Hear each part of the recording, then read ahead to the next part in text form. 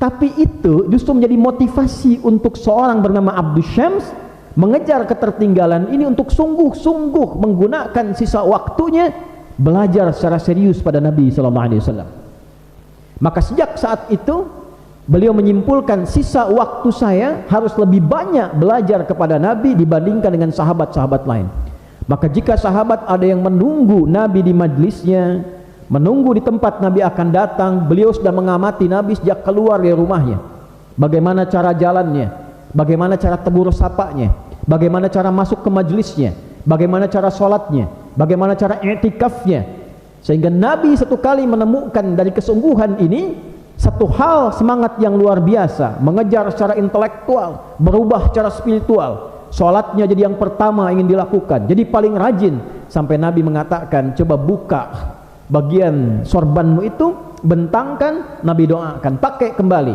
Maka dengan engkau pakai itu dengan izin Allah tentunya, dan Nabi kalau menyampaikan sesuatu pasti Allah izinkan, engkau tidak akan lupa lagi.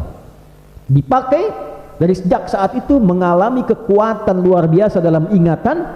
Apa yang disampaikan sulit untuk dilupakan. Jadi kesungguhan, ketulusan, memanfaatkan waktu yang baik bagi para siswa, para murid, sekolah dimanapun, di tingkat manapun. Kalau kita serius, kita sungguh-sungguh, kita tulus dalam belajar, pasti sukses. Sekecil apapun peluangnya, sedikit apapun waktunya. Hanya dalam durasi 3 tahun, setelah 3 tahun 10 Hijrah, Nabi SAW meninggal dunia, tapi beliau berhasil mengumpulkan hadis lebih banyak dibandingkan dengan sahabat-sahabat yang lain, karena menggunakan sisa waktu Nabi berkehidupan itu oleh beliau lebih banyak digunakan untuk mendekati Nabi dan belajar pada Nabi.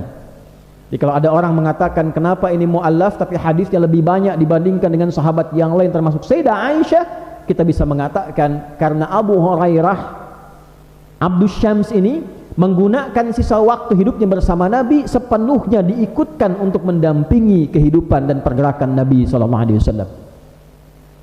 7.000 hadis dihasilkan. Jadi orang yang pintar, sampai Nabi merubah kemudian namanya dengan nama yang lebih indah, dari Abdus Syams menjadi Abdurrahman. Pelajaran inspirasi yang pertama bagi kita para siswa, kalau ingin sukses, ingin pintar, ingin berhasil, yang pertama sungguh-sungguhlah dalam belajar. Seriuslah dalam belajar, cintai pelajarannya, hormati gurunya. Jika kita bisa serius seperti sahabat Abdurrahman ini bin Sahr, 3 tahun jadi orang pintar, 3 tahun jadi orang